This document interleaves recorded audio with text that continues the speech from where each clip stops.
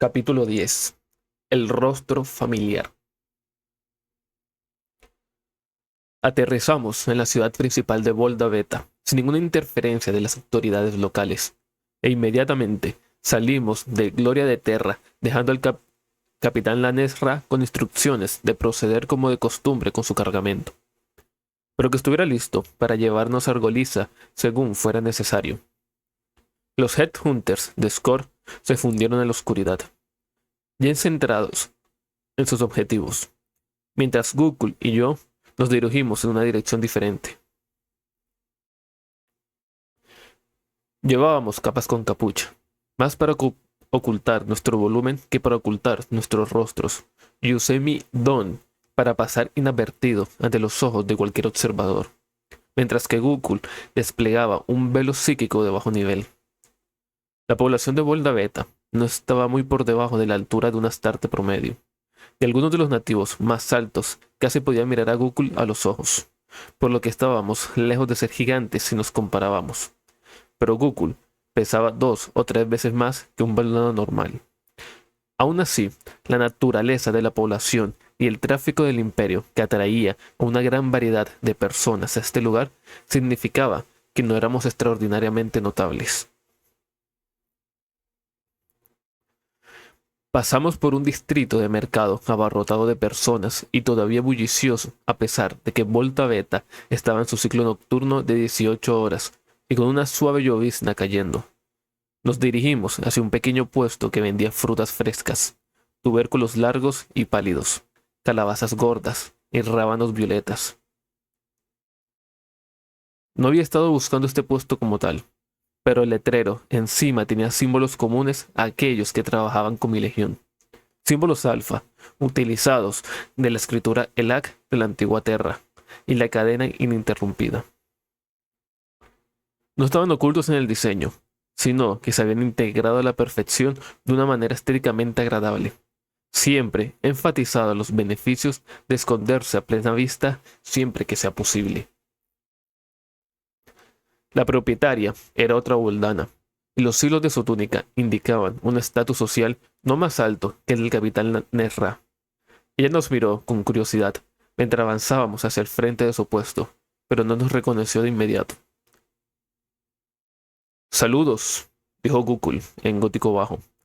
Estamos buscando a un narrador. La vendedora nos miró.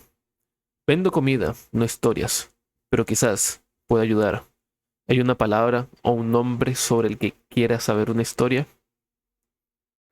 Hades, respondió Gokul, uno de los retazos del mito que queda de la antigua Terra. Un hermano que tuvo la suerte de verlo consignado al inframundo de la muerte. La palabra no había sido elegida por mí. El tendero asintió. Los refugiados tienen todo tipo de historias que contar. Puede que encuentre lo que busque en sus alojamientos. Ahora, ¿van a comprar? Seleccioné un rábano y lo pagué usando un trono imperial. La vendedora me dio mi cambio y nos alejamos sin mirar atrás. Coloqué el cambio en la bolsa de dinero que colgaba de mi cinturón y froté mi pulgar sobre una moneda que sentía un poco diferente al resto. Una serie de protuberancias se sintieron con mi inspección. Un lenguaje del tacto que había desarrollado y difundido en mi red. El cabrestante podía usarse para dejar y pasar información cuando hablar o escribir sería demasiado arriesgado. 4:27, informé. Sala 4, habitación 27, conjeturó de inmediato Gukul. El barrio de los refugiados estaba delante de nosotros. Una masa de edificios públicos requisados apresuradamente y designados para albergar a aquellos que habían oído de las depravaciones de los viciosos Ragda. Los informes de Volda Beta sugerían que habían surgido cierta tensión entre los lugareños y los recién llegados, en función de las capacidades percibidas de la infraestructura para hacer frente a este hecho.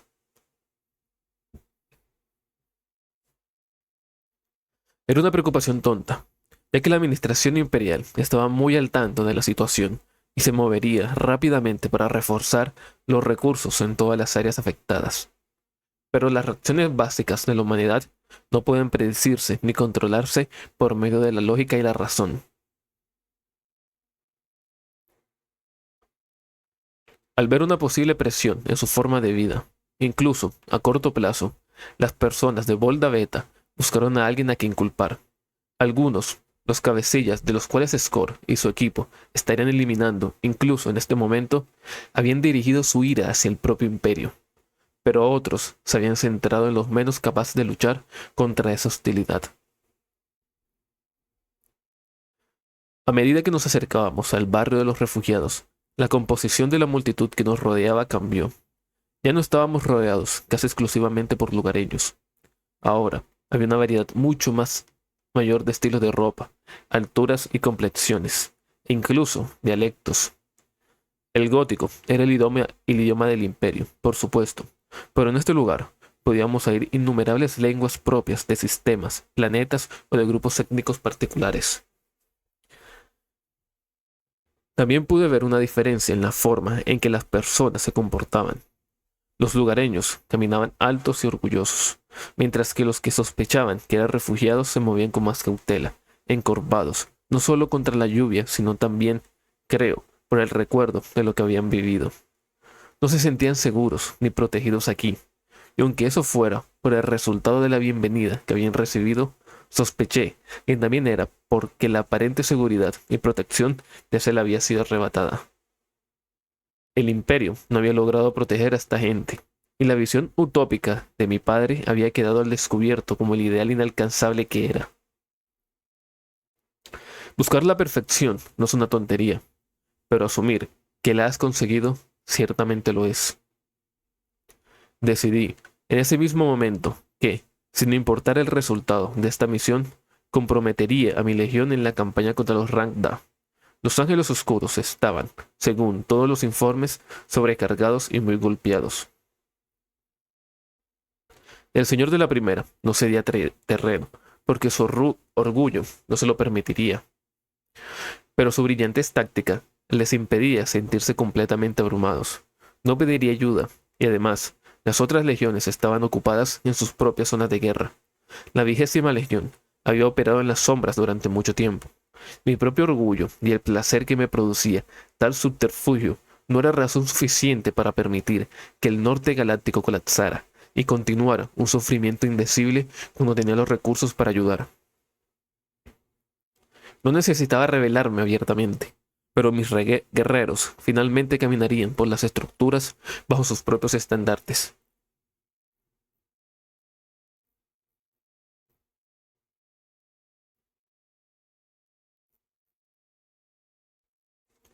«Ve a los lugareños, señor», murmuró Gúcul mientras pasábamos entre la multitud.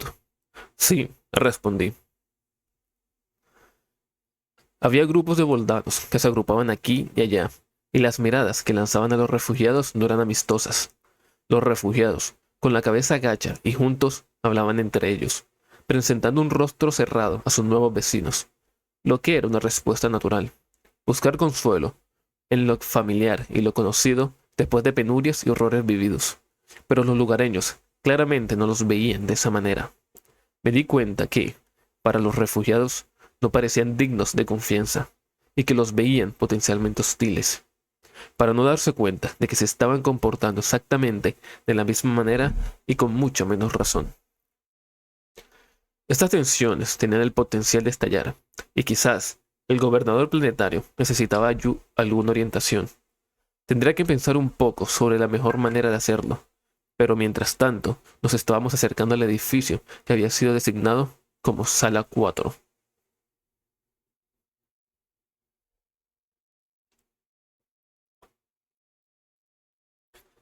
Hasta hace poco había sido una escuela, según la placa situada junto a la entrada principal, pero ahora estaba dedicada a albergar a los que habían huido de la ofensiva de los Rangda.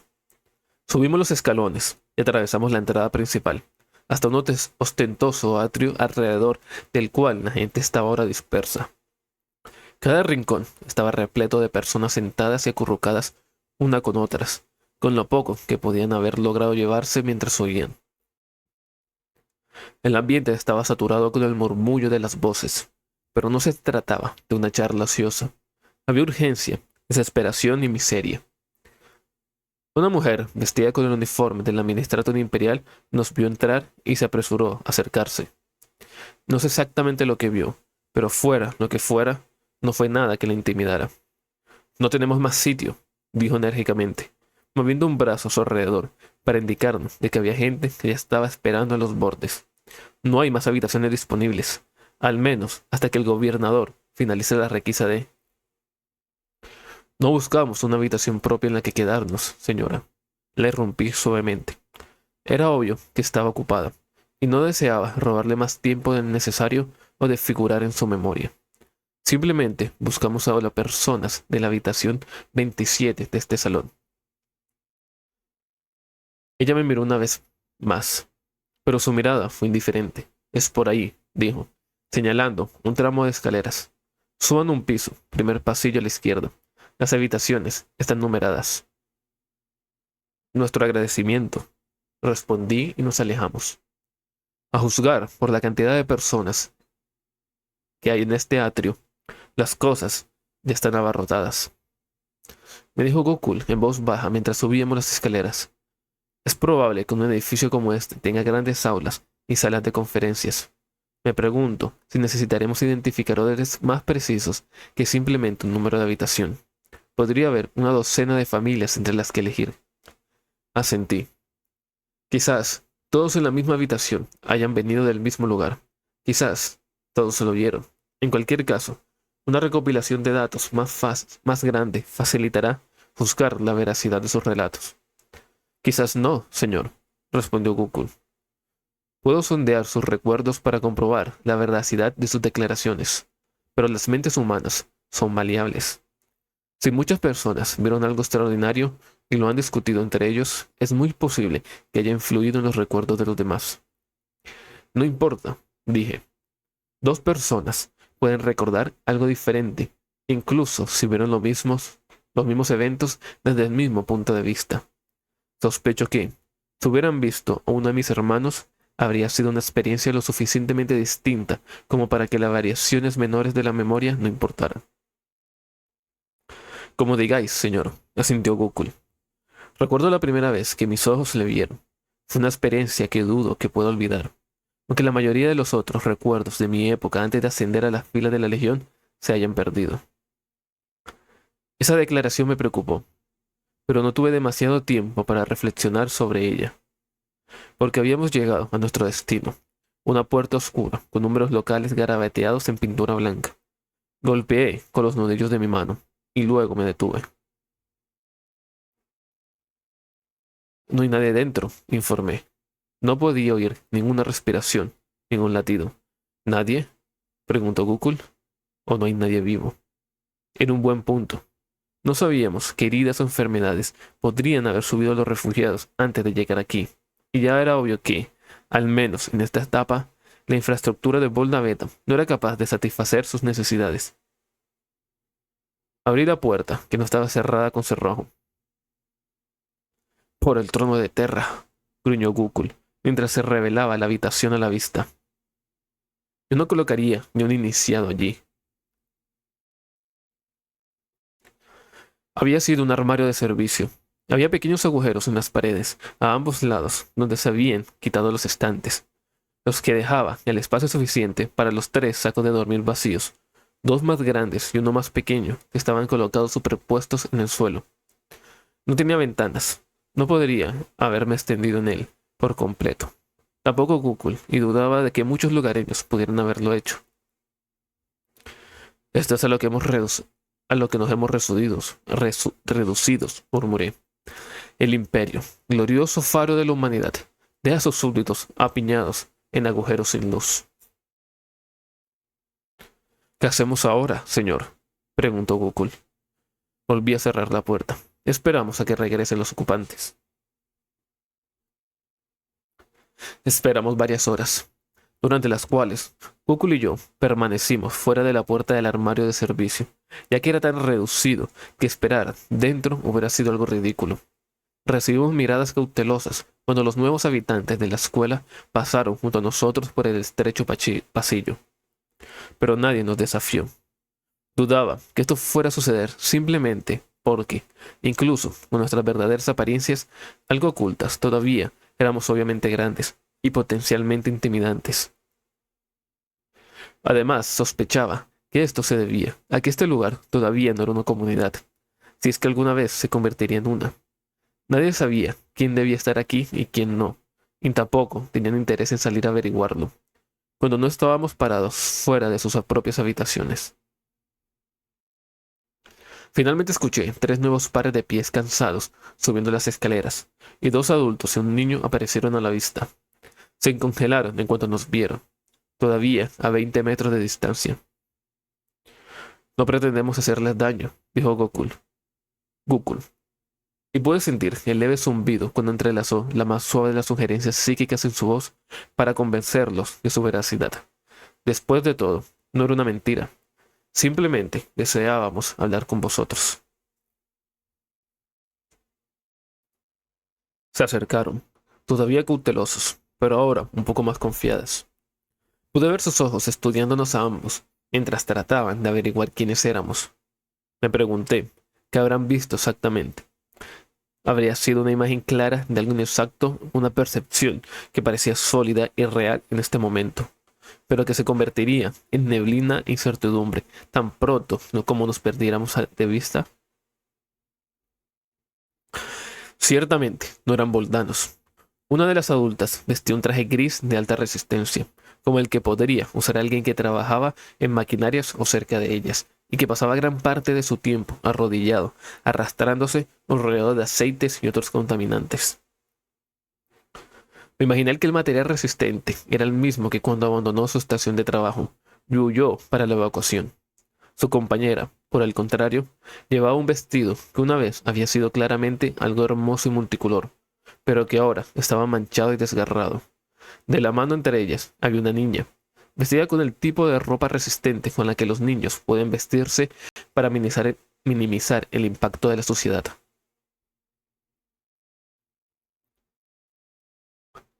Su rostro estaba somnoliento, pero a pesar de lo joven que era, podía decirlo por la forma de sus ojos, la forma de su nariz y su boca, e incluso la inclinación de sus orejas, que compartía características físicas como ambos adultos.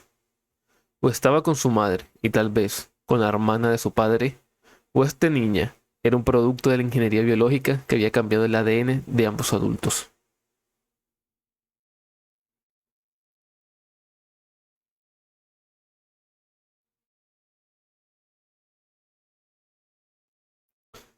Sentí un parentesco repentino con ella. Esto no era tan diferente en concepto, aunque drásticamente en escala, a lo que mi padre había hecho con mis hermanos y yo. Entre las limitaciones biológicas, la humanidad había encontrado la manera de superarlas para lograr los resultados deseados.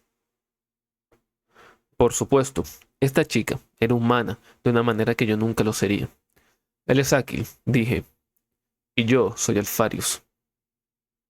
Mi nombre no significaba nada en ese entonces, así que no tuve ninguna razón para no decirlo. Aninesra, respondió vacilante la del mono, y ella Seb, mi esposa, y nuestra hija, Sedi.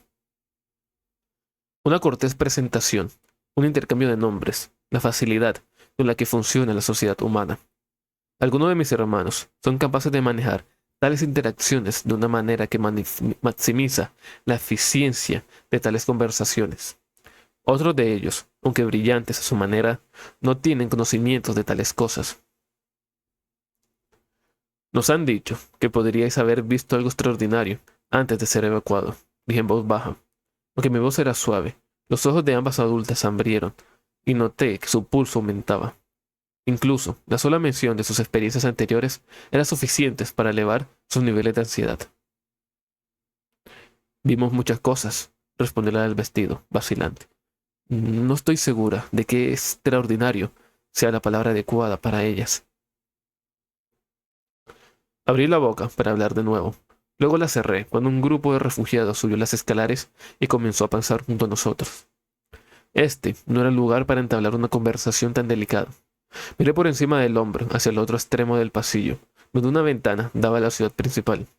No estaba lejos de las puertas de las otras 2 habitaciones, más grande y sin duda con mucha más gente dentro, pero al menos nadie tendría una buena razón para acercarse a nosotros. Gokul podría haber ocultado nuestra conversación, por supuesto, Pero dado que ya estaba trabajando para ocultar su propia apariencia y que necesitaría sondear las mentes de Annie y Seb en busca de la veracidad de sus palabras, una tercera tarea simultánea podría agobiarlo hasta el punto de que su desempeño en más cosas fallaría como resultado. Venid, dije, hablemos allí. Annie miró a su hija. Las piernas de Sadie claramente ya no la sostenían. Ella necesita dormir. Ponla a su cama, le dije, y luego ven con nosotros. No temas por ella. Podemos ver la puerta desde aquí, y mientras podamos ver la puerta, ella no correrá ningún peligro. No tenía la capacidad psíquica para generar confianza, pero algo en mi voz debió haberse comunicado con ellas, a pesar de que mi verdadera naturaleza estaba oculta. Ana sintió y abrió la puerta del armario de servicio, que funcionaba como habitación, para arropar a Sadie en su saco de dormir, y volvió a cerrar la puerta en silencio. Luego de hacer eso, ella y Seb nos siguieron a Gukul y a mí hasta el otro extremo del pasillo. Me tomé un momento para mirar por la ventana, a la ciudad principal, brillando bajo la lluvia nocturna. En algún lugar, mis Headhunters estarían matando a los enemigos del Imperio. De hecho, probablemente ya habrían completado su misión y simplemente estarían esperando que me comunicara con ellos. ¿De qué se trata esto?, preguntó Seb detrás de mí. De un guerrero, dije, volviéndose hacia ella. Un guerrero singular. He escuchado rumores de un ser así, luchando contra la inmundicia de los senos que atacó vuestro mundo. Creo que podrían haberlo visto. Yo no, respondió Seb, sacudiendo la cabeza. Luego miró a su esposa. Sí, lo vi, dijo Annie en voz baja. Nunca lo olvidaré. Asentí. De hecho, era probable que lo hiciera, ya que Google podría necesitar alterar sus recuerdos para evitar que la información cayera en las manos equivocadas, y además protegerla de más inquisiciones de partes menos dispuestas que yo a ser educado sobre tales asuntos. Sin embargo, veremos si eso será necesario.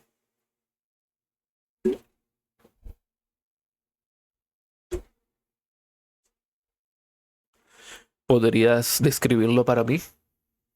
Annie tragó saliva. Me di cuenta que evocar esos eventos era algo traumático para ella.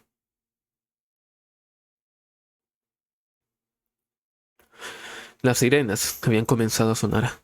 Al principio, pensábamos que era demasiado temprano para el final del turno de trabajo, aunque obviamente no íbamos a quejarnos. Pero luego nos dimos cuenta de que eso no era lo que estaban señalando. Todos salimos corriendo, y fue entonces cuando los vimos. Su labio comenzó a temblar, y su voz se ahogó. Ellos. No necesito saber nada de los senos, interrumpí. No es necesario que me lo describas. El guerrero es todo lo que me interesa. No sé de dónde vino, continuó Annie tranquilizándose. Estaba oscuro, porque venía de noche, pero alguien así hubiera esperado notarlo antes que yo. Si no tiene sentido. Nuestra habitación estaba a solo unas manzanas del Manufactorum. Llegué a casa, cogí a Chef y Chedi y corrimos hacia el espacio puerto. Ya se había dado la orden de evacuación. Hubo una gran aglomeración de cuerpos, todos corriendo hacia las lanzaderas, rogando al emperador que incluso si lográbamos salir del mundo, todavía hubiera naves en órbita capaces de llevarnos lejos. De repente, los senos estaban entre nosotros, y luego él estaba allí. Escuché una gran conmoción detrás de nosotros, y me volví para ver. Esperaba ver una bestia senos. Yo simplemente seguí corriendo, intervino Seb. No miré alrededor, por eso no vi nada. Pero yo sí lo vi.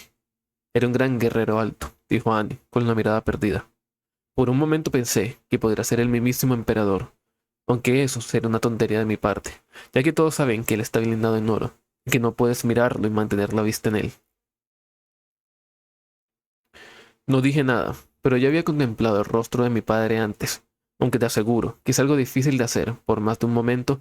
Las palabras de Annie contenían rastros preocupantes de una creencia en la debilidad de mi padre, pero esa no era mi prioridad en este momento.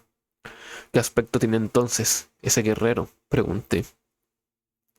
Al principio, iba con la cabeza descubierta, aunque se colocó el casco de su cabeza después de matar a las dos primeras bestias, dijo Annie. Su armadura tenía escamas, tal vez azules, tal vez verdes, era difícil saberlo, porque estaba oscuro, como dije, y parecía cambiar mientras las miraba. Usaba una gran lanza, y ella, o las bestias que mató con ellas, se lamentaban con gran pesar. Nos gritó que fuéramos a las lanzaderas y que él nos seguiría. Me tensé. ¿Y él lo hizo? No. Annie se mordió el labio. Apenas habíamos subido cuando el piloto cerró las puertas e incendió el motor. Debían quedar al menos 200 personas fuera, y el guerrero entre ellas. Pude verlo una vez más, todavía luchando mientras despegábamos. Luego nos fuimos, pero a pesar de que solo lo vi por unos segundos, supe que no era como nosotros, era algo más.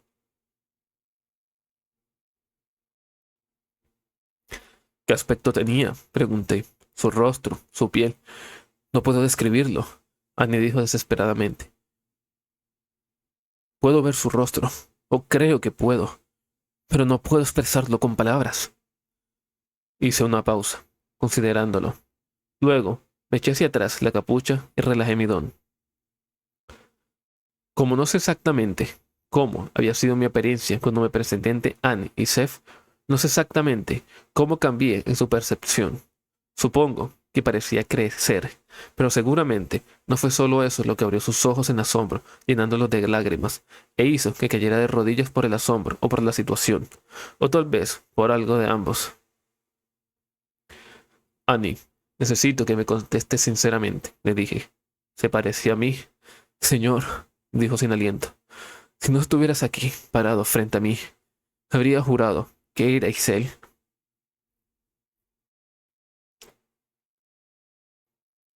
Gukul nunca olvidará la primera vez que me vio. Annie y Seth cayeron de rodillas cuando me revelé. Annie podría haberse sentido abrumada por la sorpresa al ver a alguien tan similar en apariencia al guerrero que recordaba, pero ¿y su esposa? Seth nunca había visto a ese ser. ¿Por qué estaba tan abrumada por mi verdadera apariencia?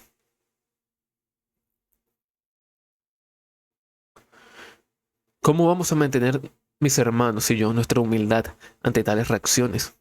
¿Cómo puede vivir sabiendo que la mera vista de uno puede grabarse de forma indeleblemente en la mente de un mortal? Incluso que luego asciende para convertirse en transhumano y hacer que se arrodille espontáneamente, es algo innato de nosotros, algo que mi padre diseñó en nosotros, deliberadamente o de otra manera. No sé si él pretendía que nuestra naturaleza se conectara con algo primitivo dentro de los humanos e inspirara asombro, o si fue un efecto secundario involuntario. Quizás estábamos tan lejos de nuestros propios hijos genéticos como ellos están más allá de los mortales no mentados. Es sorprendente que los mortales puedan reconocer esto en algún nivel instintivo, independientemente de las intenciones de mi padre. He visto algo similar cuando los mortales se enfrentan al imponente poder de un titán, o uno de los dioses máquinas de Marte. Pero, ¿podemos realmente mis hermanos y yo tener el mismo impacto en la psique humana que 40 metros de acero, con armas capaces de arrasar edificios en segundos y alimentadas por un núcleo nuclear? Ni siquiera Angron, ni siquiera el gigante Magnus pueden compararse. Pero de nuevo, Magnus podría tener el poder de derribar incluso a un señor de la guerra usando sus dones de hechicero. En cuanto a Angron, no puedo decir que pueda derribar un titán solo, pero no puedo decir que fallaría. Sé que lo intentaría, si surgiera la necesidad, y probablemente disfrutaría de la experiencia.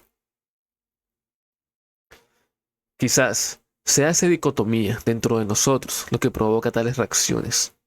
Somos reconociblemente de origen humano, aunque de mayor estatura, y sin embargo, poseemos un poder con el que incluso el más poderoso de otros guerreros transhumanos apenas podría soñar. Dada la historia de las religiones que declaran que un dios crió a los humanos a su propia imagen, tal vez no sería sorprendente que debamos aprovechar esa parte de la psique humana que busca la guía de algo familiar, pero más grande. Pero no somos dioses. Incluso nuestro Padre no es un Dios, por asombroso que sea. Su poder, a pesar de los susurros perpetrados por los necios, y si cuento a mi hermano Lorgar entre esos necios, en este contexto, no somos dioses, somos creaciones de la ciencia. Aquí radica nuestro problema, porque no somos humanos ni divinos. Somos versiones defectuosas de ambos.